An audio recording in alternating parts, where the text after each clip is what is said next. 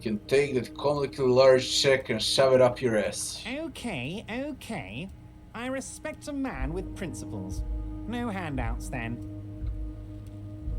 Now, I'd like to set your mind at ease about one other matter. Your lost gun. Let me assure you, Union people are on it as we speak. I've got my best hounds looking for that lost gun. His slug-like lips move, but all you hear is an echo. Lost gun, lost gun, lost gun. The world is swallowed by a black hole of fear. Only 2 words escape its gravitational pull. Lost and gun. When he said, "Don't worry," he actually meant, be very worried.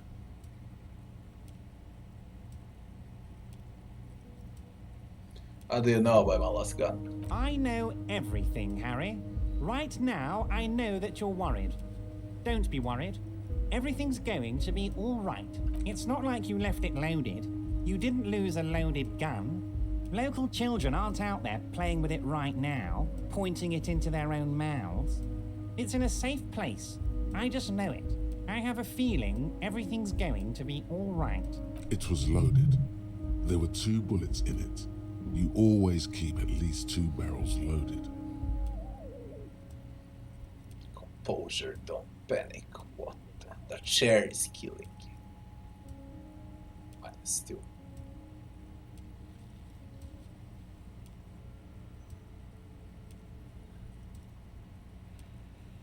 Yeah. Where's composure?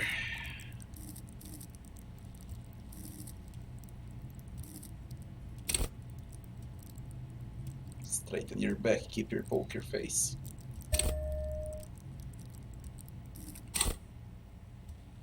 $28. Who does this guy think you are? Ronnie the Rookie? You ain't worried about no lost gun, or unpaid bill, or forgotten name. You're the bad cop. You're probably more corrupt than him.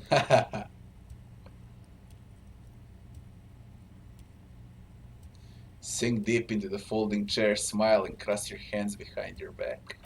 The fat man does the same, sinking deeper into his chair than one would think is physically possible. He seems to be enjoying your little display. Good. Now lean in with some corruption. That we do, Harry. Let them say what they will about you and me. We're both born fighters.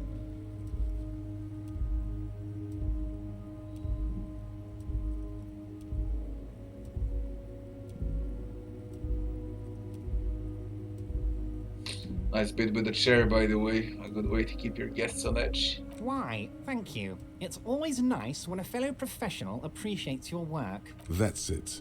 Now kick back and add a final flourish for dignity.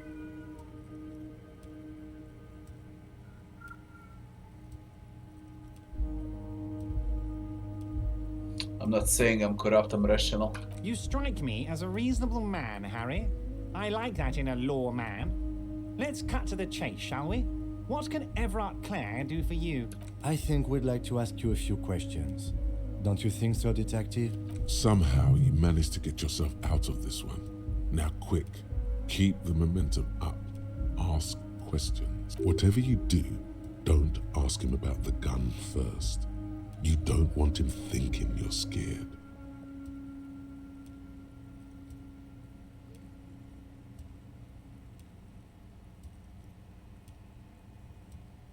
Can I leave saved and ask?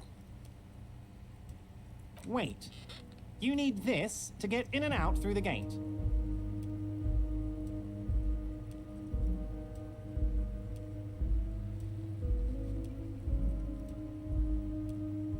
Here, you're one of us now. A real red and white Union man. Take care, Harry.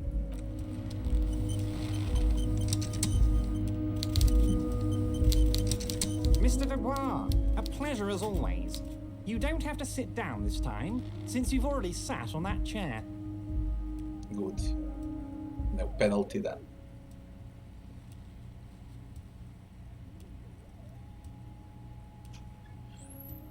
Aren't you gonna ask me how I got in? Am I going to ask?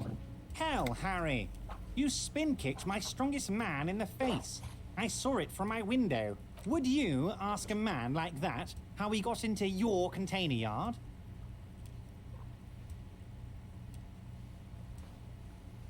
You don't have a window. It was a figure of speech, Harry. Of course I don't have a window. I'm in a container. Anyway, I assure you, I am a very well-informed man. Information reaches me before I even get the chance to request it.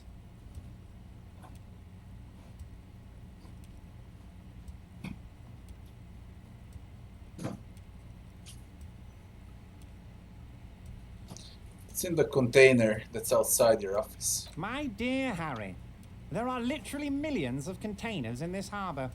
I couldn't possibly remember what's in all of them. Halcyon crane container. Harry, you smooth-talking son of a bitch.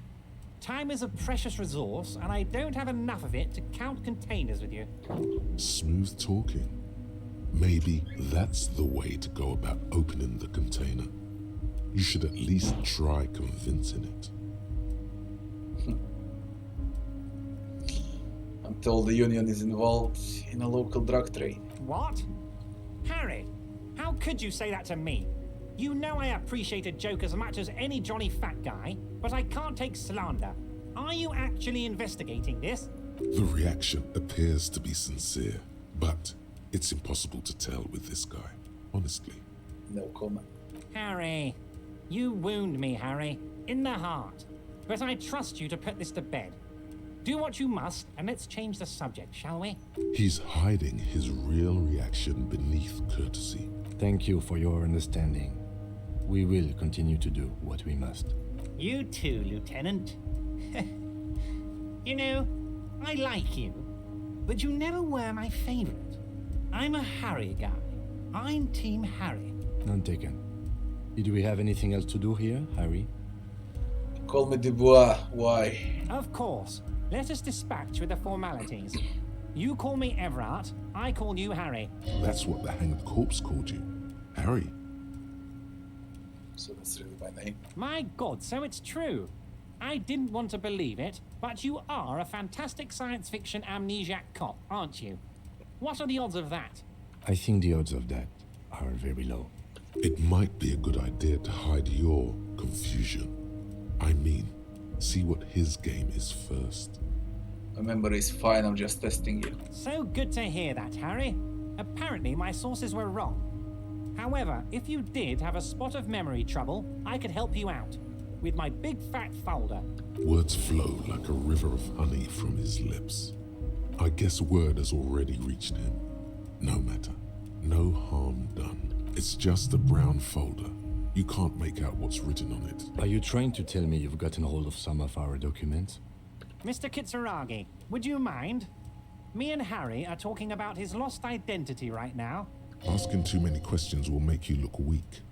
You should maybe focus on the folder. Don't just jump to the folder. That's not smart.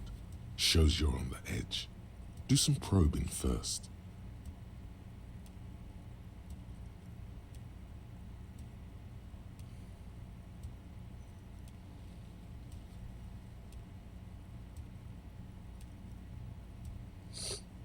Volition and drama.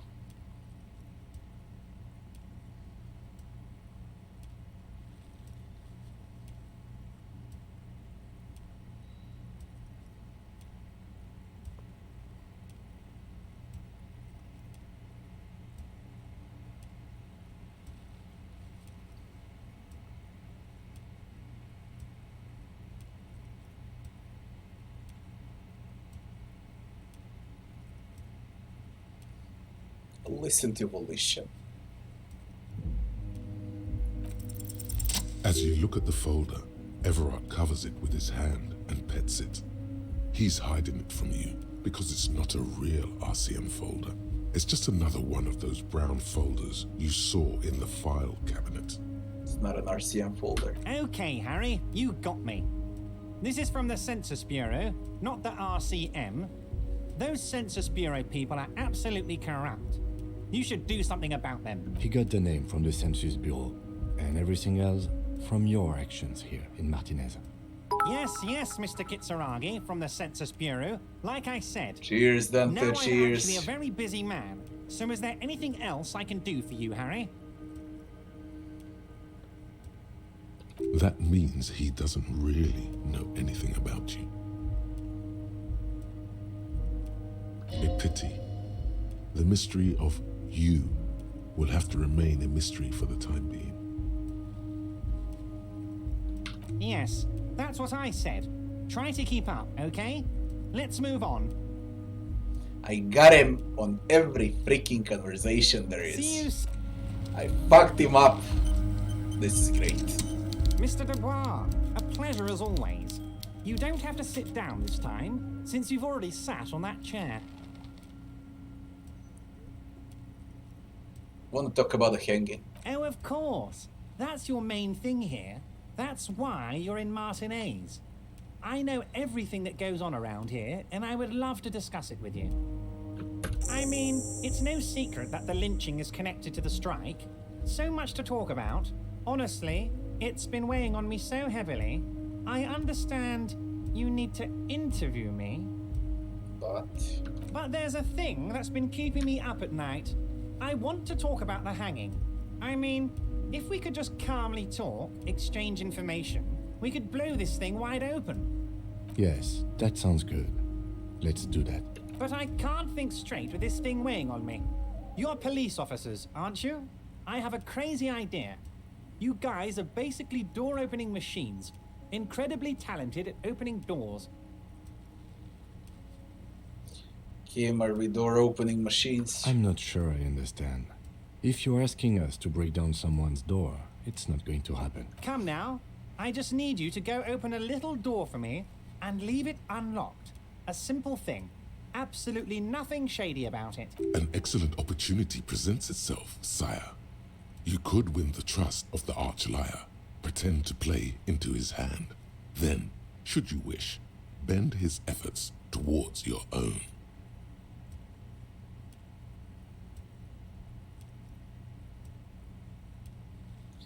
I bet you don't even know anything about the hanging. Harry, my dear friend, I am what people call a local bigwig. I know everything that goes on in Martinez. Whose door is it? Oh, no one's. It's just a weasel. A weasel lives there. Nothing for you to worry about. What do you mean by a weasel? A loud blabbering weasel. When weasels feel no one is watching, they start acting foolishly. Just go there, unlock the door, and leave it open. It's been such a burden on me, Harry. I just want this to be over so I can discuss business with you. Open it yourself. Harry, I'm a very busy man, and more importantly, I don't have that extraordinary physique you do. You look like you could run around all day. You want to send someone a message that the police are working for you. I repeat, I'm a very, very busy man, Mr. Kitsuragi, and therefore I must occasionally enlist outside help. So what will it be, Harry?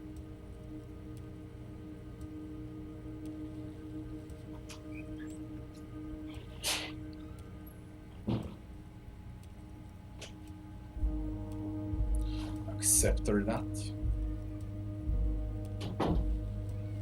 Fantastic, my friend. Just let me know when it's done and we can take our friendship to the next level. You can get the key from Manana. He's down by the gates. Manana's like a free agent in the Union. Special operations. Hardened socialist. A real free thinker too. He'll tell you precisely where the door is. One last thing, Harry. Just open the door. You don't need to go in or anything. I just want that weasel to come home and see the unlocked door. Let's talk about my last gun. Yes, your lost gun. My best men are on it. They're turning every stone, searching every playground, asking kids, grandmas, everyone. Your gun will be found, Harry. Let me assure you of that. It's just a matter of time and effort. The only way to find it seems to be working with him. He might even be holding your gun hostage.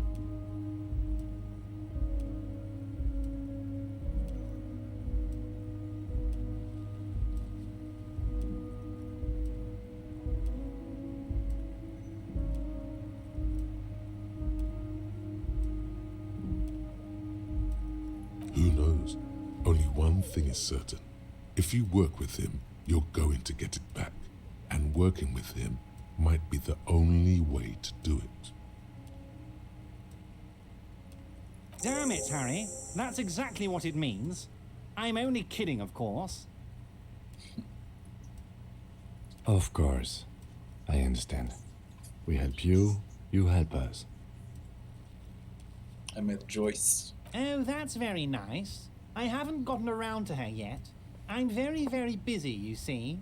I hope you're getting along. One thing I want to make very clear, Harry, is that this is not some kind of union versus corporation situation.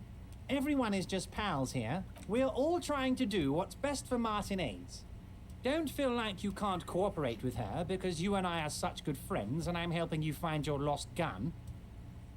I'm not a jealous guy.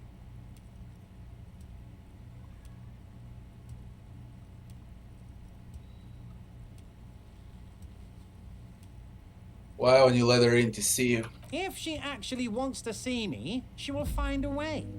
Any good negotiator would. And I just don't have anything to discuss with a bad negotiator. It's a fortress. He knows she can't get in here. He doesn't want to see her. It's as simple as that. What happened to the previous negotiator? What do you mean, Harry? Nothing. I let him go. He's an old man, Harry. I wanted him to spend more time with his family. God knows how long he's got left. You called him a midget. Harry, I have little people in my organization. I would never call someone a midget. What is this? Honestly, I'm beginning to think you're a midget, Harry. I'm only kidding, Harry. You're not a midget. No one is. We're pals. Vanished? Harry, the woman left her casserole in the oven and couldn't make it here in time for the vote. Oh, did I leave my casserole on? Better go home and check. The election can wait. When she got back, the whole thing was over. Wait, there was no mention of a casserole from Joyce.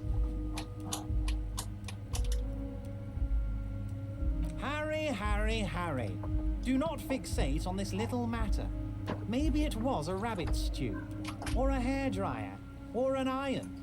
The point is, her heart wasn't in it. Mine was. Of course, Harry. Let me just assure you one more time. It's perfectly okay to share anything we discuss here with this Joyce. This is a completely transparent organization. I have no interest in what she is doing, but I myself have nothing to hide. Your business is your business, and I respect your privacy. Just remember, none of this is secret. Tell her about all of it. My brother's picture, my singing swordfish clock. Tell her how overweight I am and how I'm helping you find your lost gun. Tell her about everything. Everard doesn't mind. It is rather interesting to tell people things about each other, isn't it? It was nice telling him about her right now.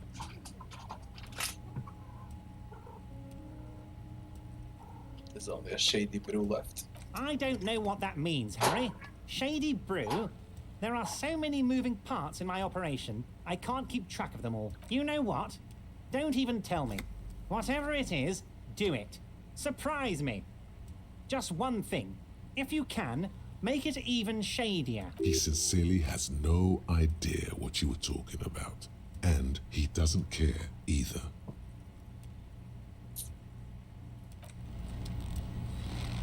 That went extremely well.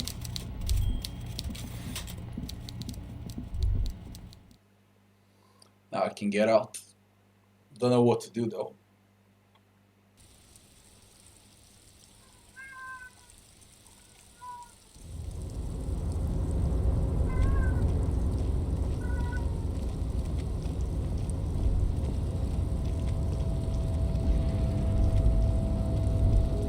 Can we open this now? You're back before the cargo container. Its drawer has not Persuade the lessened door since you to were last open here. If anything, 17%. it seems to have grown. Can it work?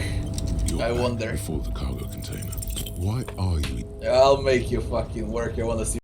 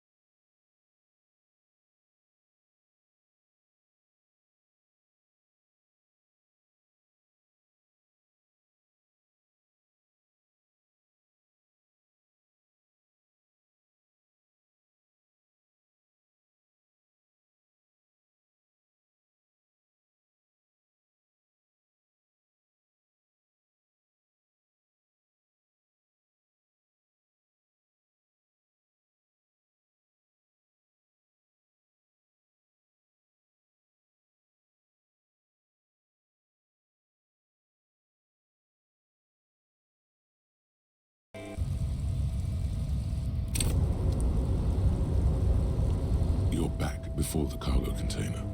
Its drawer has not lessened since. Why are you even trying to open a door with rhetoric?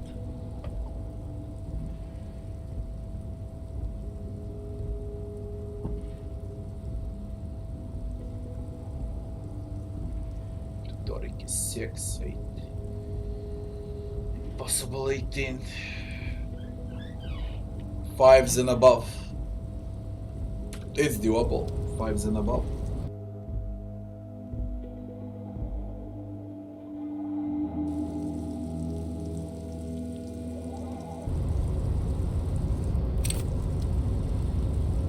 You're back before the cargo container. Despite the dirt that surrounds and trails you, a beacon of light emerges from deep within you. The door stands silent. Satisfied, detective? Try again. Just like that, you hear a click, then a rattle. Some mechanism unlocks itself inside the door. Ahoy! Come on in! Mega rich light bending guy. You can't be serious.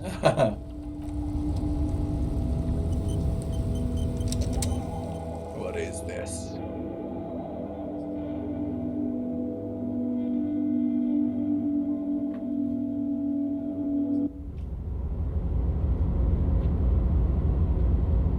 Fuck is this?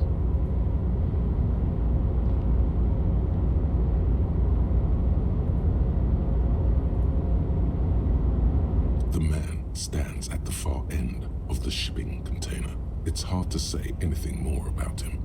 You cannot make out any of his details, but you do feel the overwhelming presence of capital. The feeling causes all the hairs on your body to stand at attention, like soldiers preparing for review. Something's amiss. The light beams bend around his face and scatter in 1,000 directions.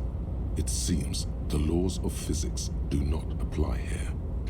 They are suspended, distorted, and echo. Trying to visualize the physics at play is liable to give you an aneurysm. Don't think about it too hard. Fucking visual calculus. Holy shit, it's 20. In the general stillness, only your tongue moves, flickering as you utter. Welcome. Come in. Make yourself at home. Sorry, I'm not better able to receive you. I wasn't expecting visitors today. You can't hear him exactly, yet you're able to understand every word he says. It is very strange.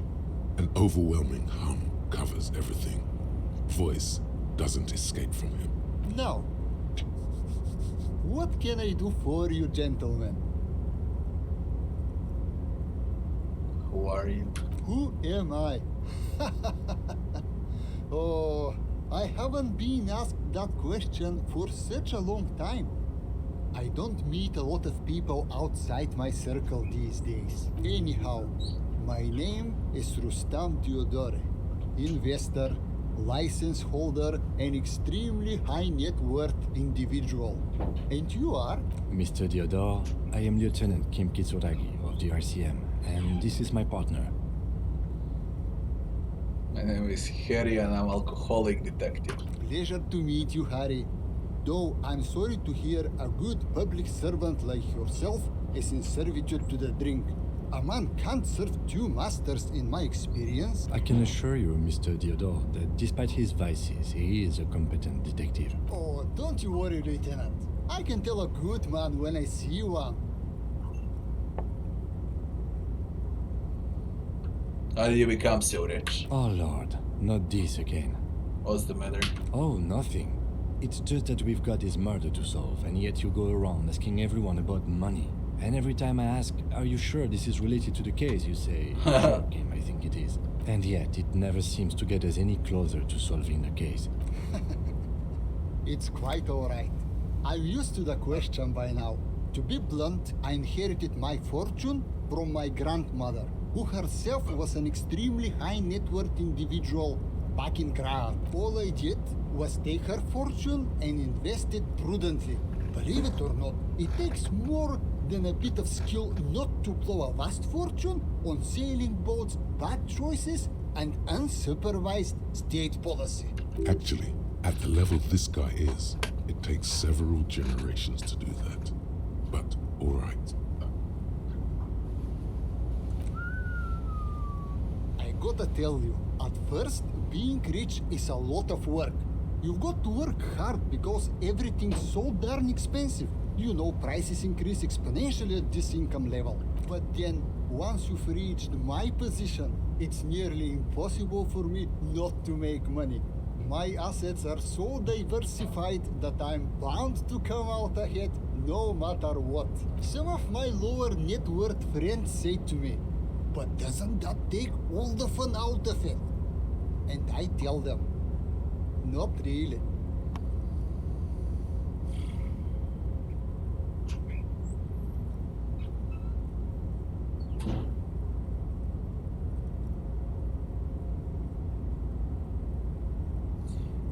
Don't you think you owe some of that wealth to the rest of the society?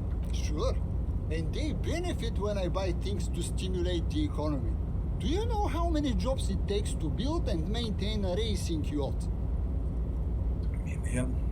Dozens, at least. Of course, in the future, it'll all be automated. But my point is this. Every man gets what he earns. It's the height of tyranny to take that from him. Capital makes one speechless, does it not? Blinds like the sun that rises from beyond the horizon after a gloomy winter. Hey, all this talk about money has made you lose the thread. What is going on with the light in this place? That's what you need to ask him about.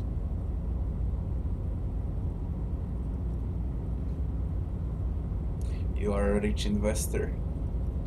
Can I have some money? There's something strange about you. Something strange about you. What do you mean? Are you talking about my chin? The light. Oh, that's what you mean.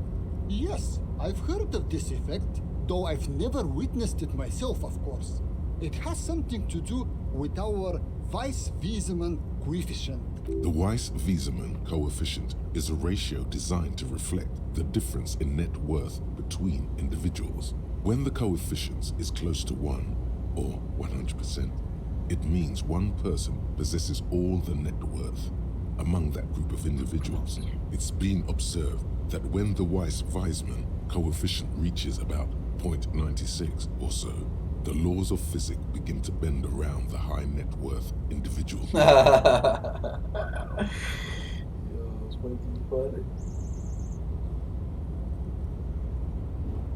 So what is our coefficient? The Weiss-Wiesemann coefficient for you and this individual appears to be 0.9998, repeating.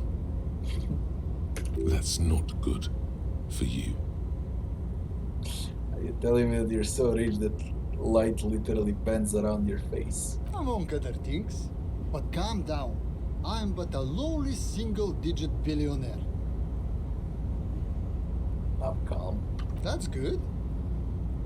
Kim, are you seeing this weird stuff? I see nothing of the sort. To be frank, all I see is a gentleman who's unusually well dressed for Martinez, in a cargo container, which I admit is odd. Yes, I imagine that does look strange to you. My container. What are you doing in a container? Traveling. This is a great way to get around.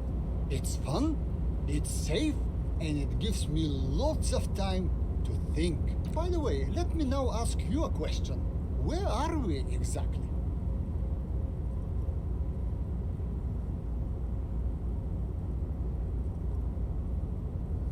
We're in Martinez.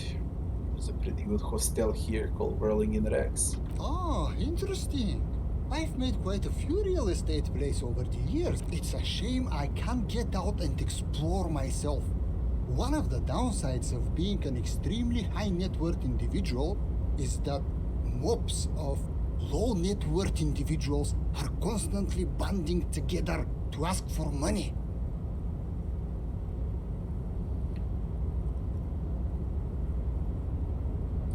Help them then. There simply aren't enough hours a day to hand out all the handouts. It's like feeding seagulls.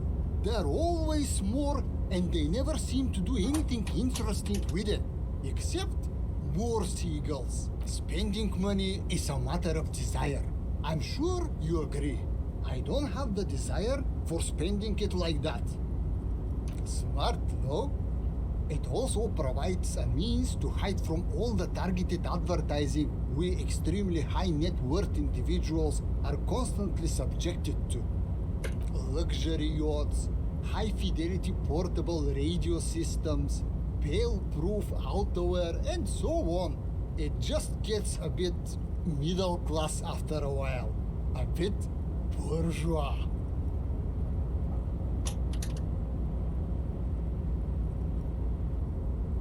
So you're saying being rich isn't worth the hassle? What? No, I didn't say that at all. Being rich is great. Just don't tell anyone I told you that.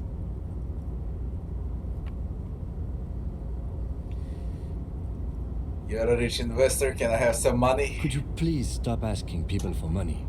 It does not reflect well on the RCM, and to be perfectly frank, we can't afford to look worse than we already do.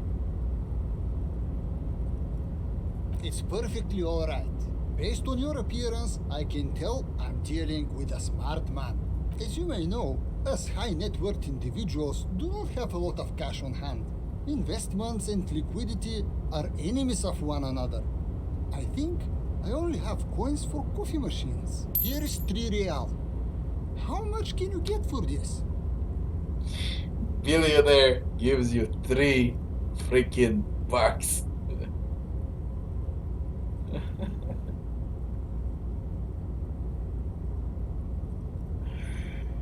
Oh my god.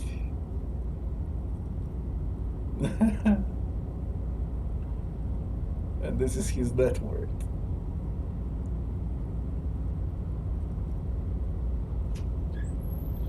It gets me almost nothing. That's the idea, my friend.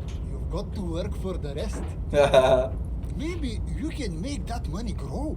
Come up with an investment plan. How's that sound? Conceptualization.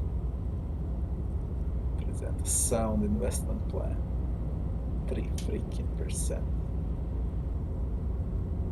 Art degree useless -2.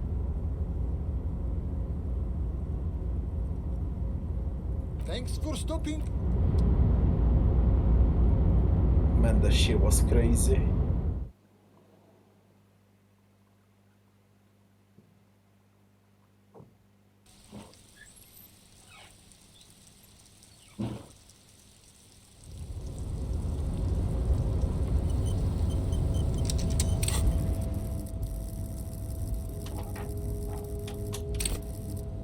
What was the conceptualization?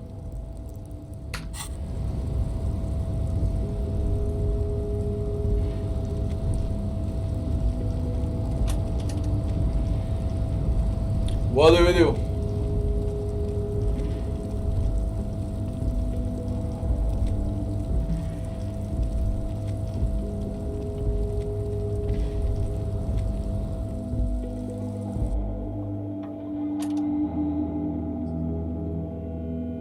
We need to solve the murder.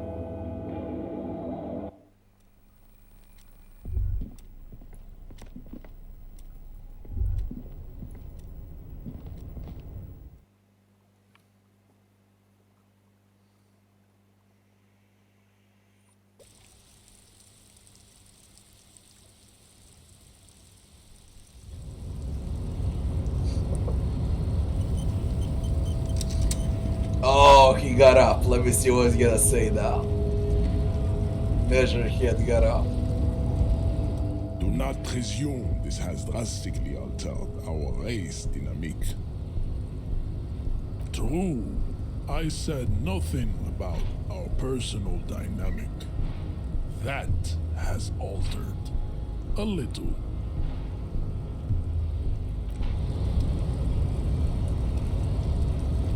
Soft and weak like other men. Okay.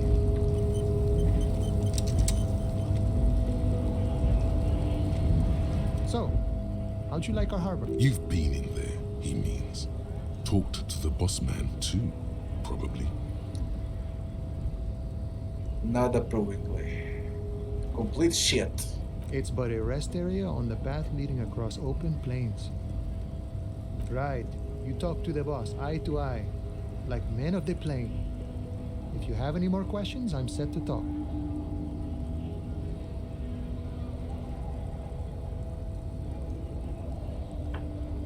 Any idea who killed the hangman? The mercenary, eh? Who could have killed him? That's indeed the question. Why even do such a thing?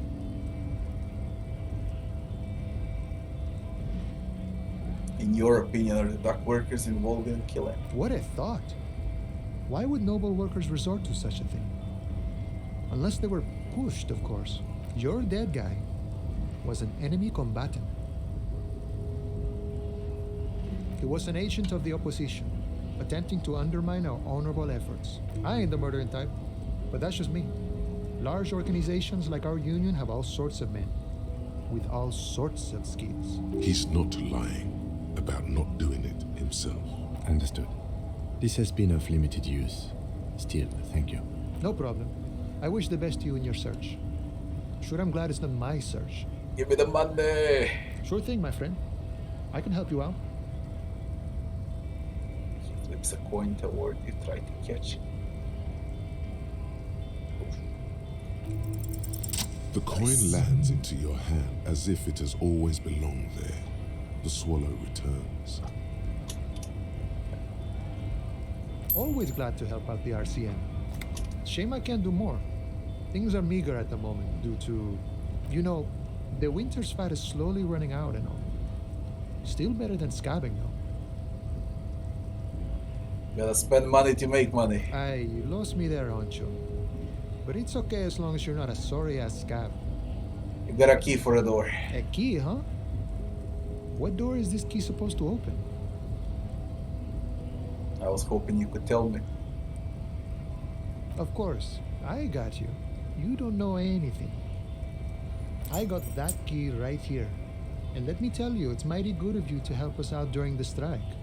Working class solidarity, as they say.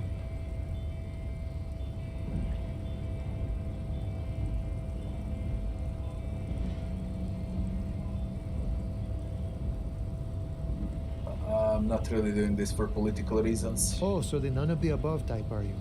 I get it, I get it. I like to keep my distance too. But it doesn't matter. It's a good thing you're doing. Thanks. What you're looking for is a basement door behind the greenhouse. That's behind the whirling in rags. That's all I know. Our organization is what you call compartmentalized. Means we keep out of each other's business. Okay, but where did you get the key from? The janitor gave it to me. Nice fella. We talked about life and things that really, truly matter. None of this mess we're in, this jiving and juggling. What's it for? To feed our children, I guess. Anything else I should know about this desk? I'm more of a philosophical dock worker. I like to talk about the big picture stuff. Who I am, who you are, what we are fighting for. He means he's not going to tell you cause he doesn't know. But he will shoot his mouth off with you now that you're working for Everard. Ask him about the Hardy Boys. You know anything about Hardy Boys? Los Hardis? They're an independent militant group. A bit too high-strung, but it comes with the responsibility. They're sort of like you. Preserve the rule of law and all that. Except it's Everard's law. But really, they're just like you. We're negotiating our share. Aye. How large a share would you like? All of it. However, right now we want all the harbor workers to be on the company's board, so they could take part in the decision-making process. This seditious talk sounds like communism. Just so we're on the same page, communism is basically wanting to kill the rich people or deporting them to a labor camp in southeast Grad. But don't say that out loud if you're a communist. Are you a communist? No. I don't think I'm a communist.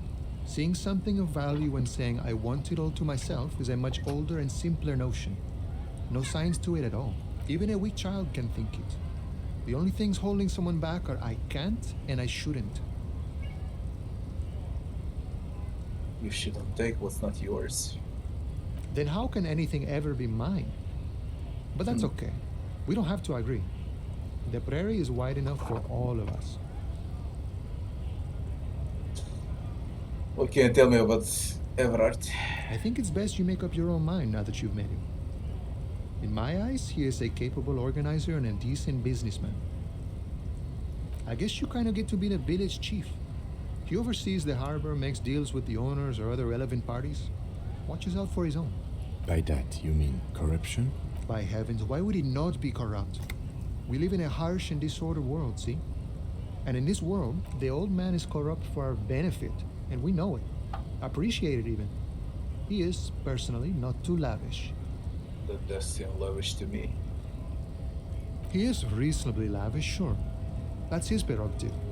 It's not like you want a saintly demeanor on a corrupt motherfucker. That would be a manipulative illusion. Besides, there are no non-corrupt systems in the world anyway. And moralism is the most corrupt of them all. True. True.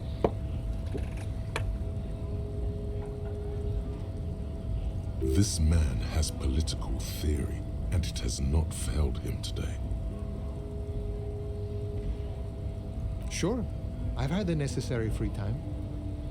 Fortunately, there's always time.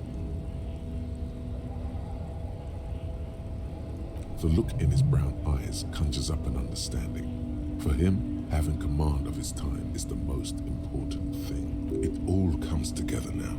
The way he speaks about scabs, his general attitude. He's a follower of a 500-year-old Franco-Nigerian Boyadero code, itself an appropriation of Vespertine cool. That of a noble peasant or a traveling herdsman. True to yourself, independent in your actions, loyal to your friends. Maybe I am Boyadero. No.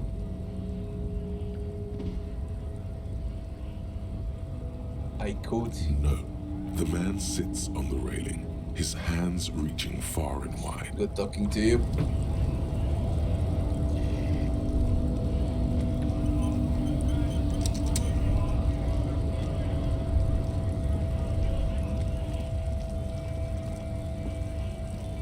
A lorry stuck in the windows are clear.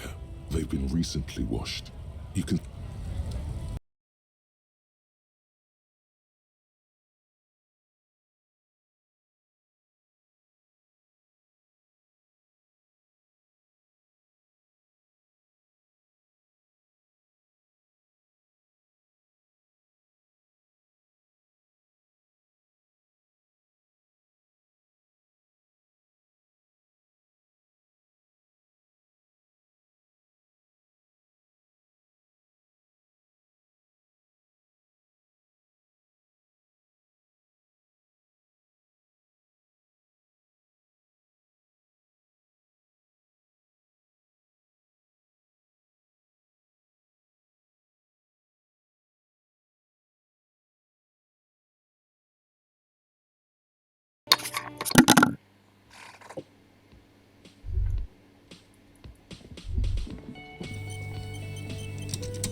I've got nothing to say to you. Why are you wasting your Are time? you Lizzie, Elizabeth, Miss Beaufort? I suggest not wasting time on trivial pleasantries and focusing on why you are actually here. Titus Hardy. Even though she has excellent control over herself, something moved behind her eyes, in the way she stands, in her face.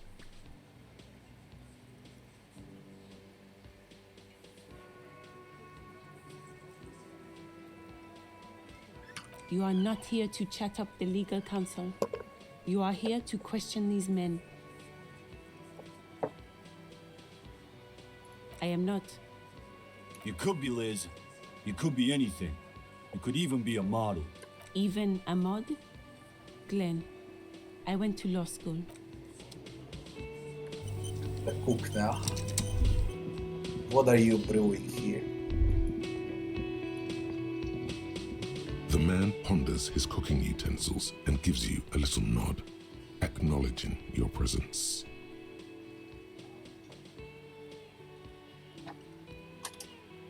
Borscht. That's the one.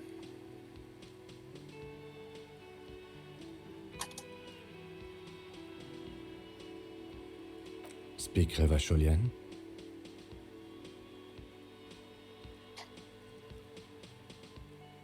We speak Suren. There is no such thing as the Revacholian language. But don't worry, your message remains clear. The cook is still smoking, ash falling from between his fingers. His hands are large and clean. Good thing he didn't understand a word of your stupidity.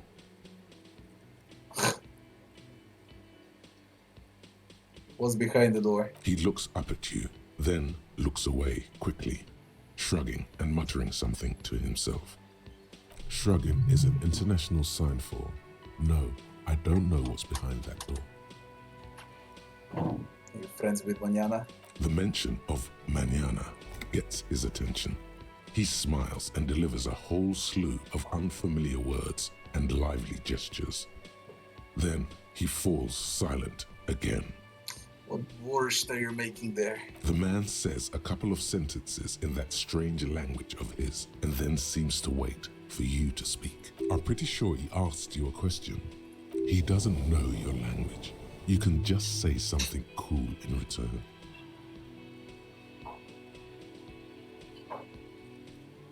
Mercury rising, run your fingers through your hair. Borscht need more vodka?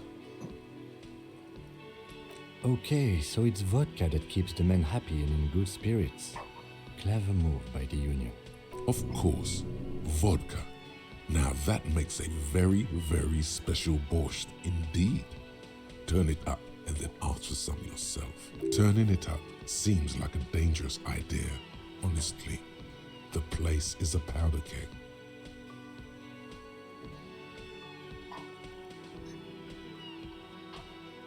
Turn vodka up. He smiles, nodding vigorously, then pours half a bottle of vodka into the pot. With a whistle, he stirs the brew.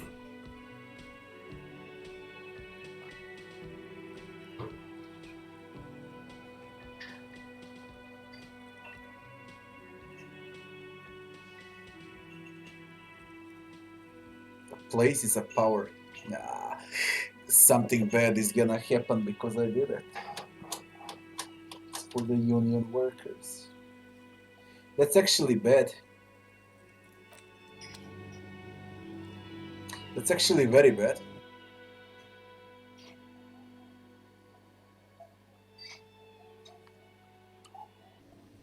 I'll speed it up now.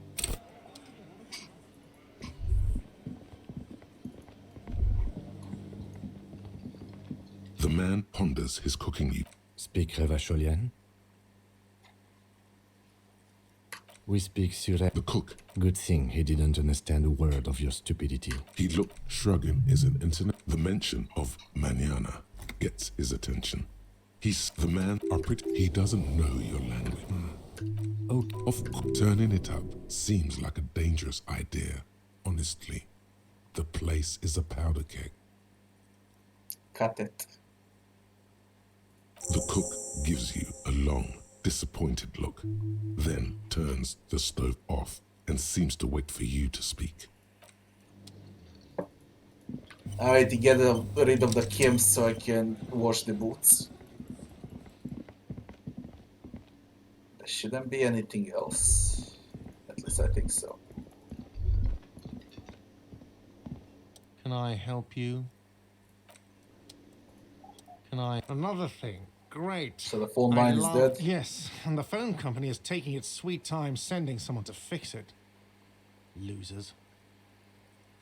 Who told you that?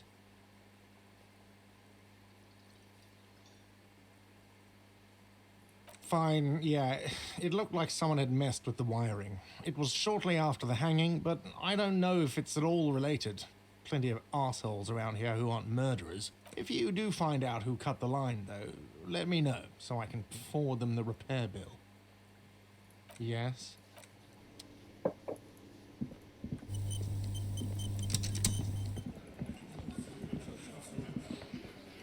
Looks like the circus left town, but the clowns are still here.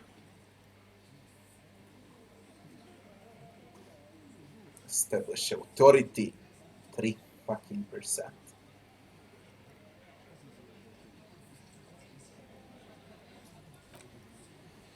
Well, that's fucking bad.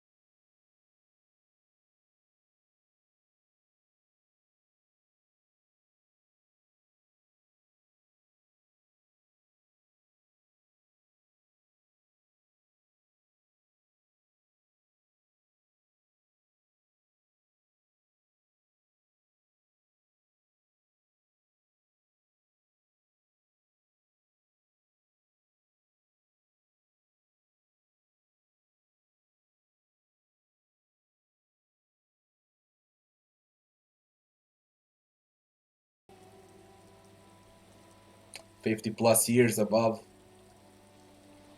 No, they're at a disco. Getting down. Stupid disco dancing teenagers. Where they are at the disco. What? That's just... My daughters are perfectly fine. They're with their friends down in Shamrock. There's nothing to worry about. They're almost grown up now anyway. They're past the age they need me protecting them from everything now. How old are they?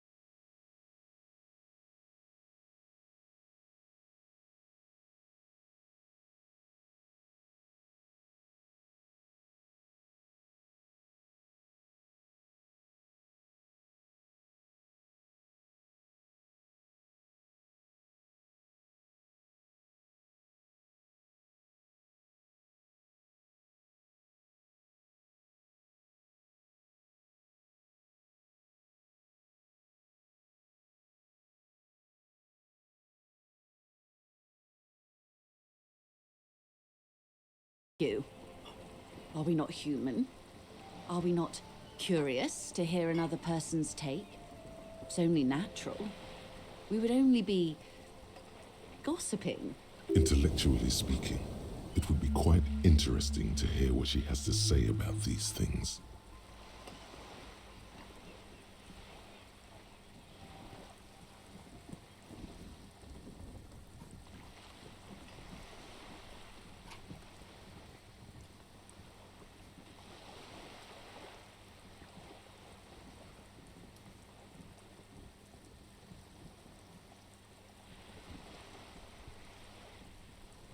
Weird. Oh no. One of the positive things to come from the revolution is the unhindered exchange of information, you see, even when it comes to trade secrets, which isn't to suggest our talks constitute corporate espionage. Even if they did, it would be fine. But they don't, since you logged the money as a donation, and this is clearly just gossip between friends. The lieutenant might have, but I don't remember you logging anything as anything, Harry.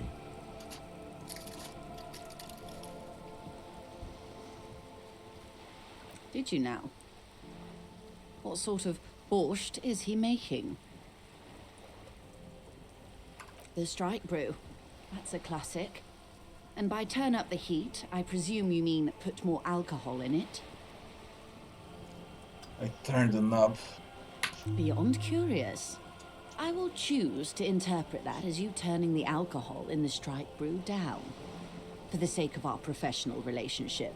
And because I don't like the idea of them any more drunk than they already are. What else? He's helping me find my gun. Oh. That's so helpful of him. The lieutenant looks at you, and you can swear his jaw muscle is trembling.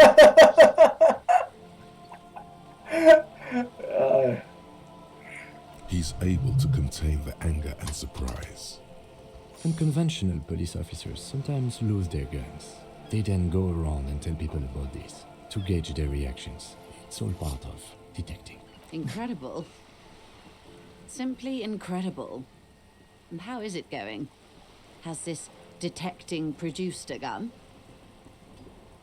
No.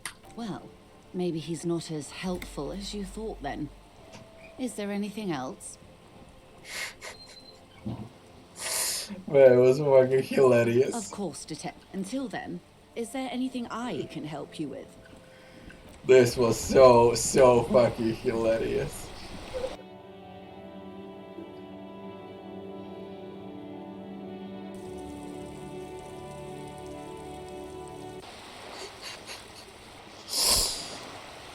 Yo.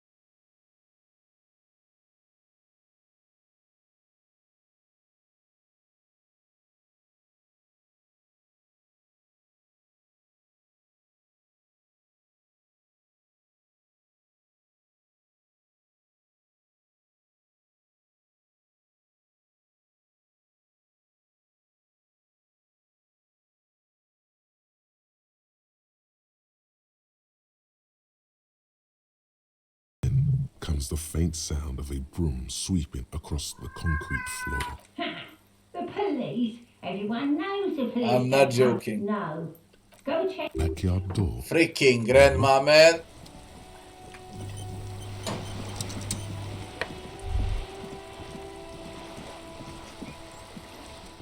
You're back. Good. On the con. They must have. I suggest you We go do this back just and fast. canvass for more suspects. That's the man who was killed. Better not tie the fourth. You have. Finally, time to choose sides.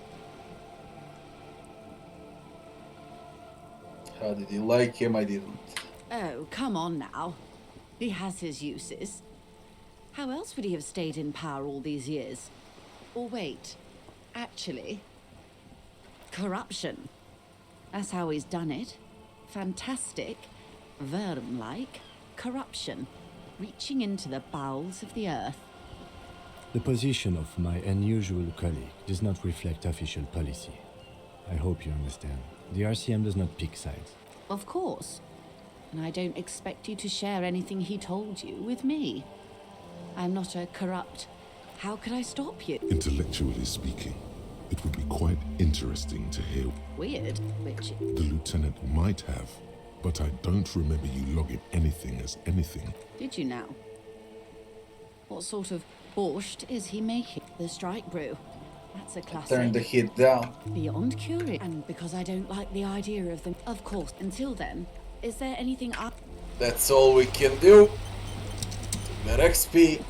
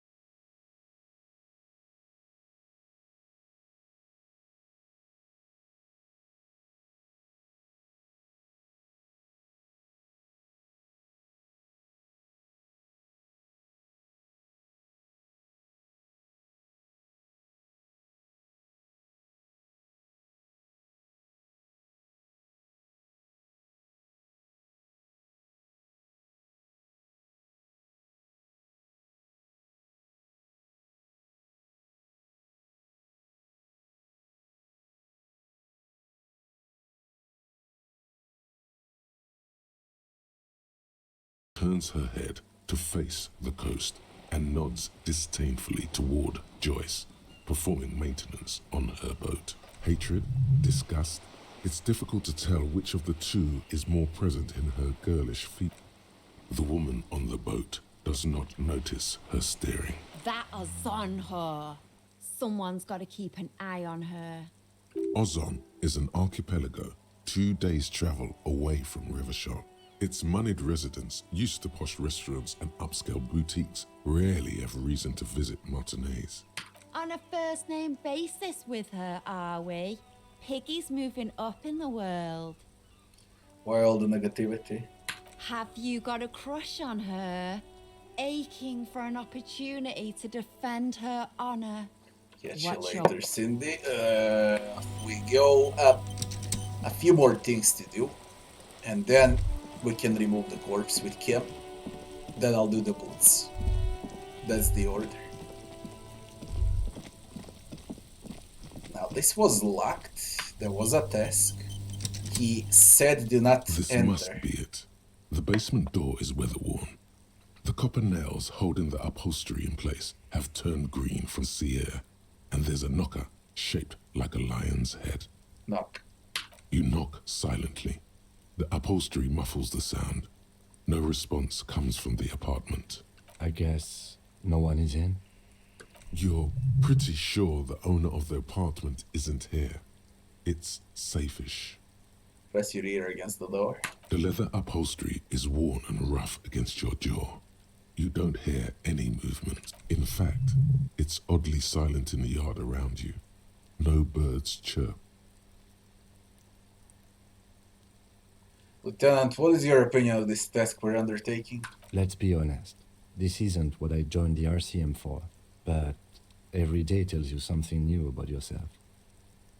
Apparently, working with the local union boss to get info on an investigation is not something I'm squeamish about. So you don't mind if I unlock the door? I mind that the local thug is using the RCM for his busy work. But if this gets us to the bottom of this hanging, then I'm willing to look over it. Be right back fast.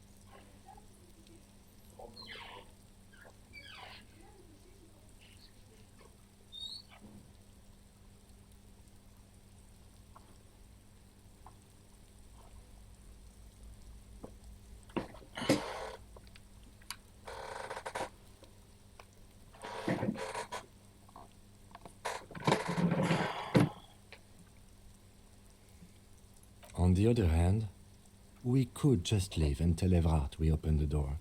No one seems to be tailing us to see if we actually did it.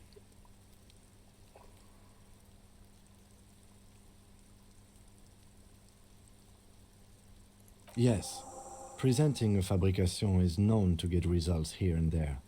You took this task. You make the call. The door is right here.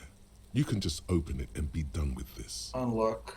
You try to be as silent as you can.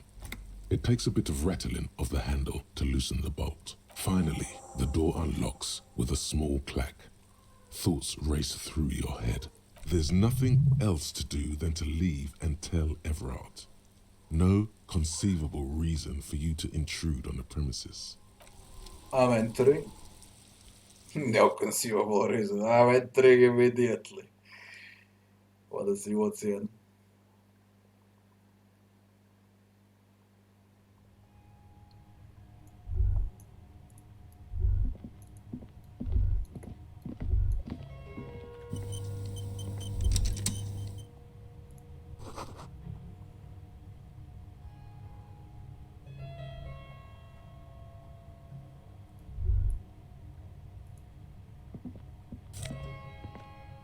Logic.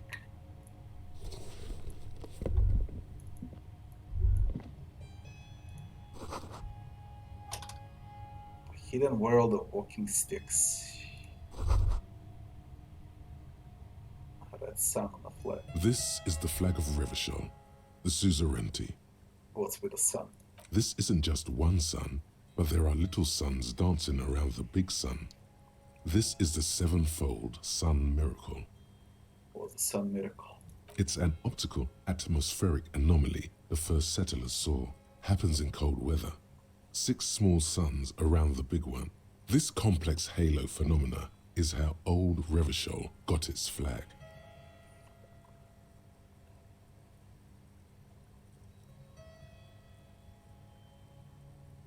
Mm-hmm. The tenant is an old-fashioned guy. By old-fashioned, he means very right-wing. The flag doesn't seem to mind. It's just a colorful fabric with a sun sewn onto it. Like all feudal flags, it looks like a children's drawing.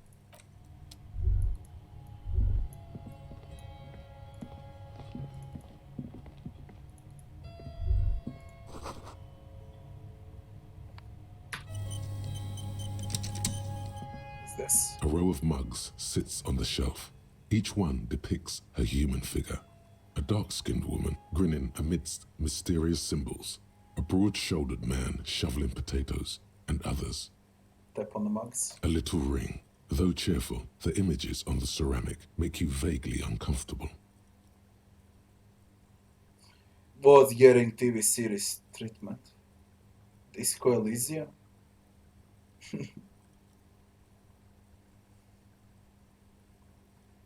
There's something disdainful in the way the curves and lines of the bodies were drawn. It looks like the artist is celebrating diversity, but underneath, he's just making fun of No these way. people.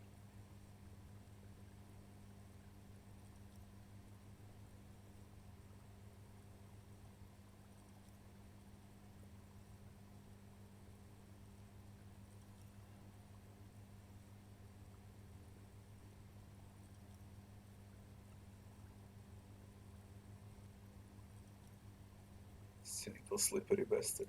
You ain't gonna change someone's mind by calling them a bastard. The lieutenant picks up one of the mugs, then puts it back down with a look of disdain. I'm beginning to feel better about breaking into this man's apartment.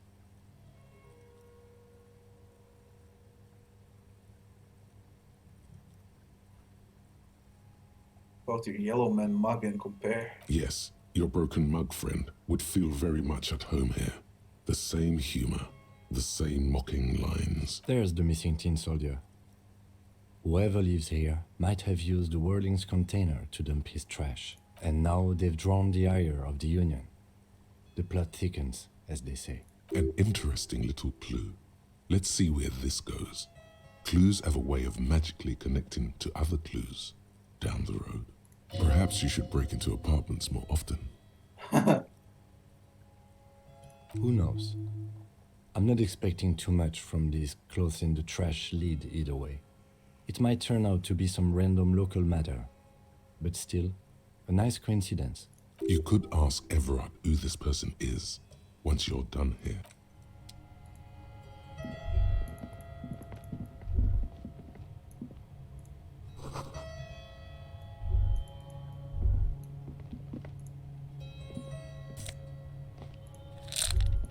That's all there is to it. Nothing else. Off we go. See what's next. I think the corpse should be next. I really think the corpse should be next.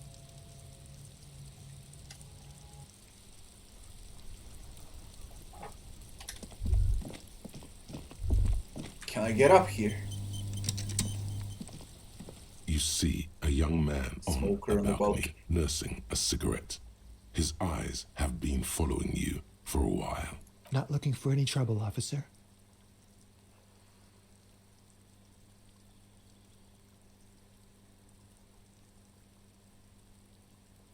Too late, young man, trouble's found you. Why are you whispering? It sounds like you're already in trouble. There's no trouble. I'm just speaking in a lowered voice. I don't want to be seen talking to the gendarmerie if that's okay. I just want to finish my cigarette. Don't let him go. This could be your witness. The balcony has a great view of the whole thing. Gendarmerie really needs to talk to you. Is it really that important? Like a nervous cat, he keeps stealing looks at the neighboring windows. All right, but make it quick. Once I finish this cigarette, I have to run.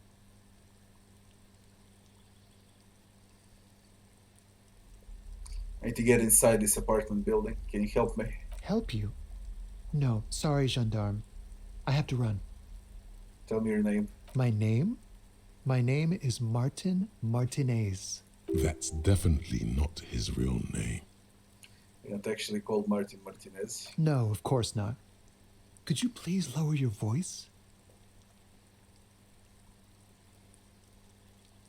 You seen anything with a hanging? I can tell that you finally got him down. Thank you.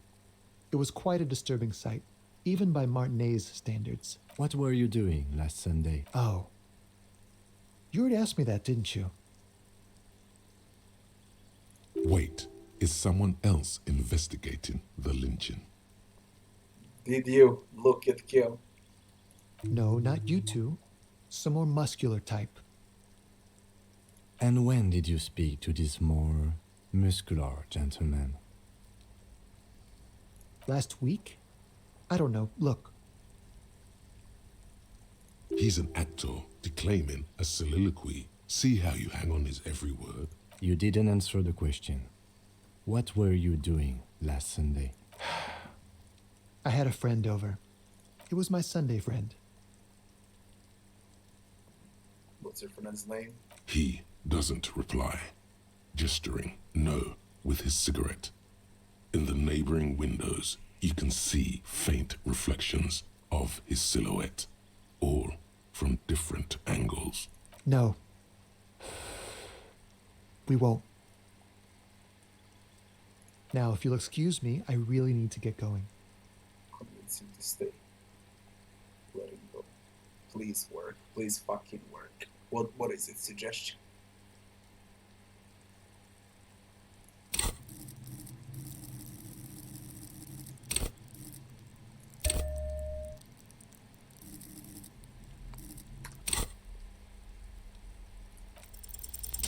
This isn't the place or time for questions. Who knows who might be watching from the distance, hidden behind the curtains? Can we kill again somewhere else? For a moment, the man on the balcony seems almost vulnerable. Something moves in the depths of his feline eyes, compassion, and a hint of understanding. I am sorry, but I really don't have the information you're looking for. But, hold on, what's that? For a split second, his hand lingers, as though gesturing towards a stone placed right next to the front door. It's a sign. Good luck with the investigation. The stone?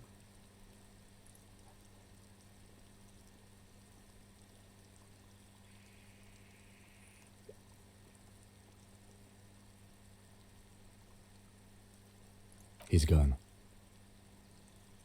No point in running. Tenements like these often have multiple exits. If he doesn't want to talk to us, then he'll know how to hide himself. He could be a witness. Him or his Sunday friend. Either way, we need to look into that muscular type who's asking about our case. He did leave us a sign. Did you see that? He wanted to draw our attention to that stone right over there. If we find a way inside the building, we can ask around for his apartment. Fine. A stone, like any other, lying in a Turn it row. over. There's a key beneath it. This must be for the front door. Pity doesn't have the apartment number on it. This building has many apartments and the man can be in any of them. How are we gonna find the right one? We'll just have to go in and see. See.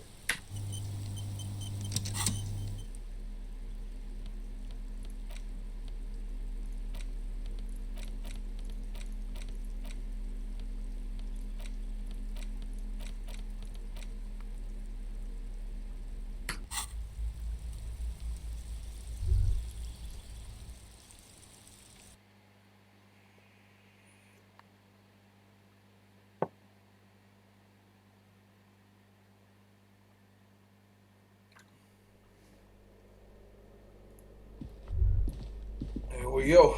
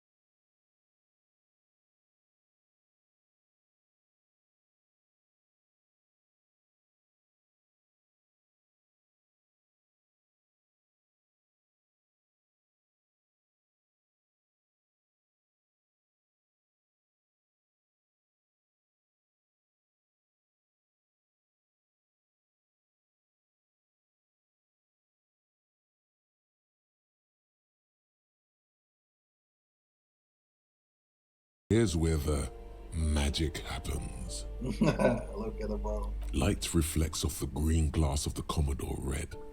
The gods have been generous. Better pop it open before they change their minds. Wow, the gods of mass production have made this alcohol container laughably easy to open. A child could have done it.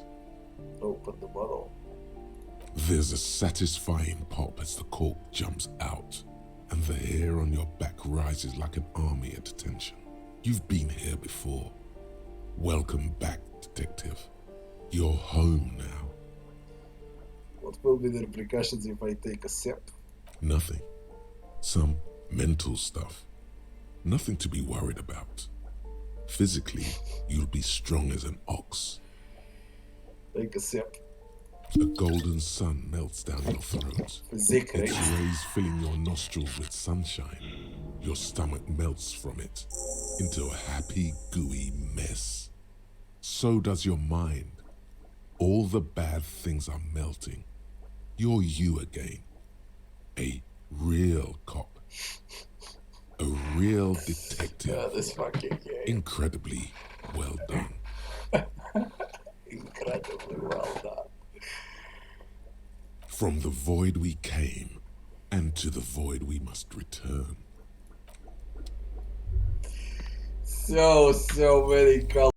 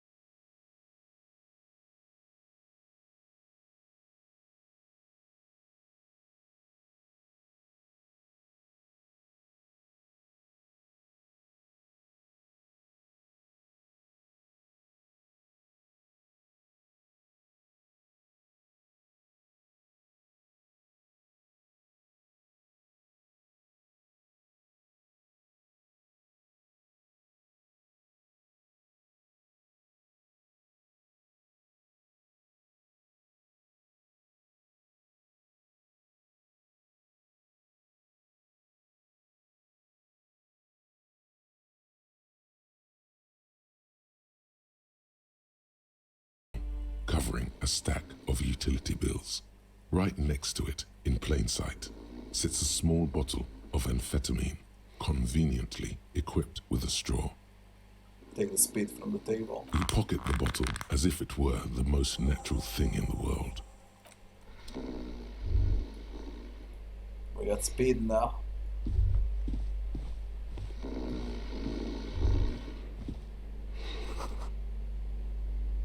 Starts with something sour. Composure, regular black jeans. He's sleeping here. A bundle of clothes heaped on the bed, a stained parka, some towels and a duvet, some socks even. In the dark, it looks like a nest.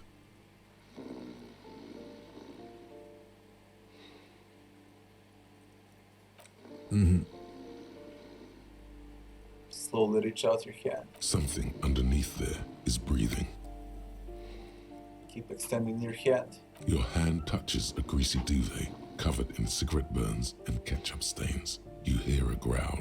There is something alive underneath it. Pull the blanket off. You see a 60-year-old, fat, red-headed man passed out from large amounts of alcohol and God knows what else. The smell of shit rises from his mouth. You don't have to take him down. He's already down. Kim, is this thing even alive? I'm afraid it is. Look, it moves.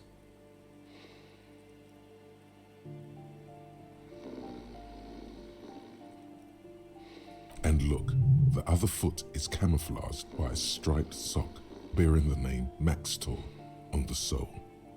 3 toes are poking out of a hole.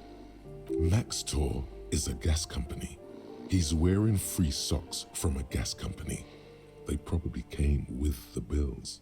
A groan rises from the man's throat, dry like a death rattle. He's trying to say something in his sleep. The agent Figure it out. is still there. The man groans once again, but his tongue keeps failing him. It's impossible to make out the syllables. A hand emerges from the blankets, trying to gesticulate something. And then it dawns upon you, clear and surreal. Pigs, he says. He's trying to call you pigs. His hand falls back on the bed, limp and defeated.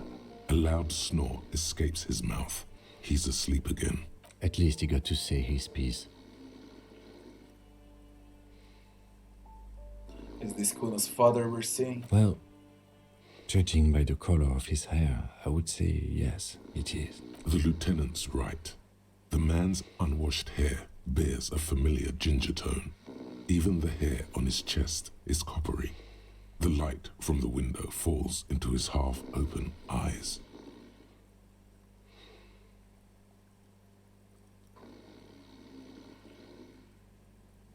Was expecting something worse. I think he's still quite bad.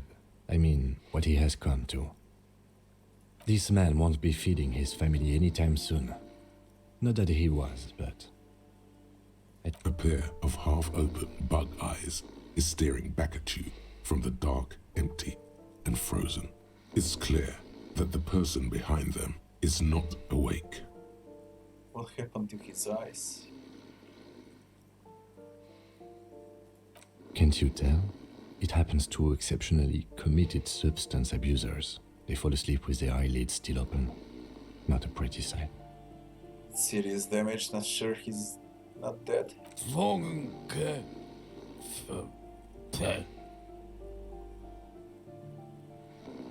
pigs. Look, he's trying to communicate. Should we help him somehow? What is there to do? We could turn him on his side so he doesn't choke on his own vomit, but he's already on his side. We could take him to Remedy or Saint-Baptiste, but he doesn't have money for medical services. The almshouse would turn him down. They don't do charity for people who are trying to kill themselves. Besides, he'll be dead in a few. Years, months, weeks. The pile of blankets grunts miserably. I take your amphetamine, old man. Silence. Only heat emanates from the sleep. Leave, leave. Nothing else for us there. It's a bloody depressive game. 5-pointed star on the wall. Shoes. Coin in the shoes.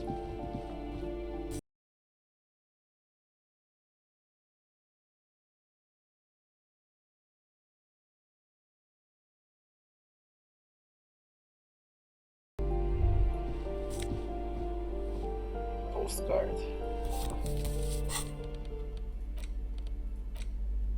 Boogie Street.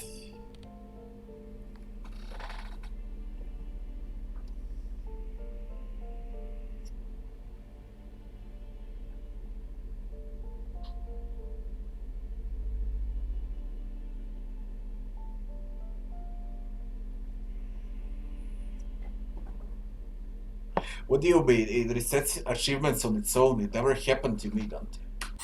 First time I hear something like that. I would bloody freak out.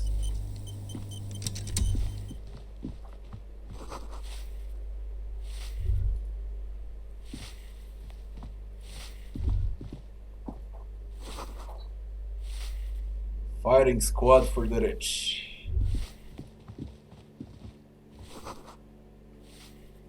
Let's speak with the grandma. Give me a moment. The cold never does any good for my bronchitis.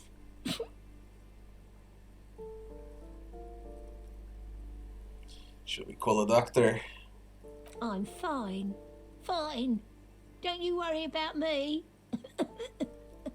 Now, what do you want from me, policeman? She's the cleaning lady. She knows the floor plan and the residence. Who are you? I'm no one. Just an old woman who cleans these hallways. You live here? If you could call it living. I have a little room upstairs right next to the cold room. It's barely bigger than a closet. But I don't complain, no. I have my bed and my aching bones to keep me company. And that's all I need from this world. And all she gets, too. The coastal wind beats down hard on the cold room door outside. Splashes of waves make the balcony slippery. She hasn't spoken to anyone for a while. Even her sentences feel rusty. Looking for a young male. His mid-20s, dark hair, skinny build. Smoker on the balcony. Yes, yes. I know who you mean. The scrawny boy who's always smoking like the devil, right? Somewhere in the building, a child starts crying. You hear a radio tuned to a talk show and someone taking a shower. What's he in trouble for? No trouble, just wanna talk. Talk?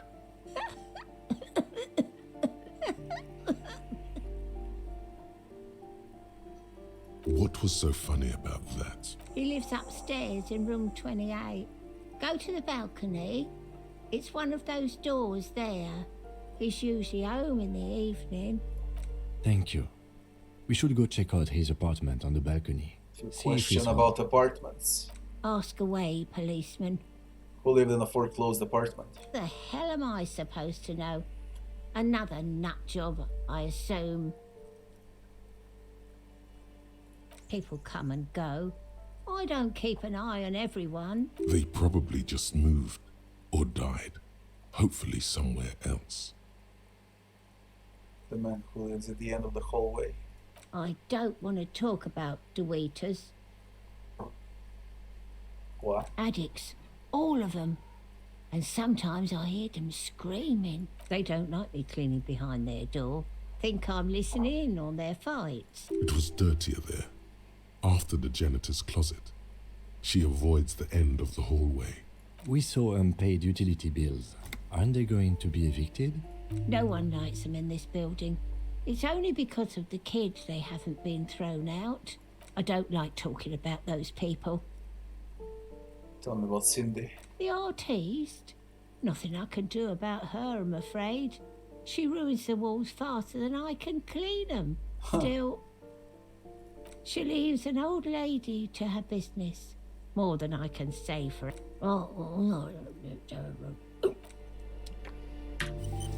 We start from here then. Let's see.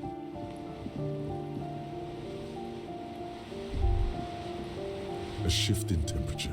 The air chills around you. Dust settles on the stony floor. Exercise for warmth. A former architect stands before a slice of window, a room plan in her hand. A cold wave has made the air in the building stand still and frozen, with temperatures falling down to minus 20 degrees Celsius. Minus 20 degrees.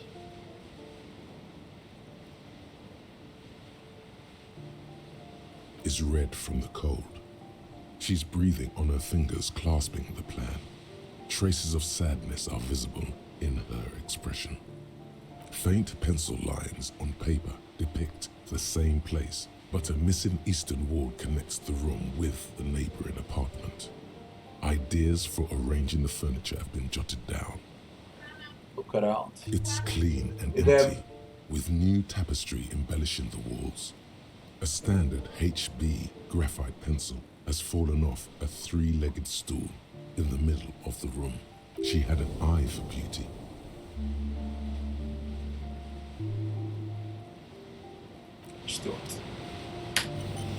Pause! Been playing for 3 hours without a break. I'm gonna go and eat. My food is ready. We continue in 10-15 minutes. Be right back as fast as I can.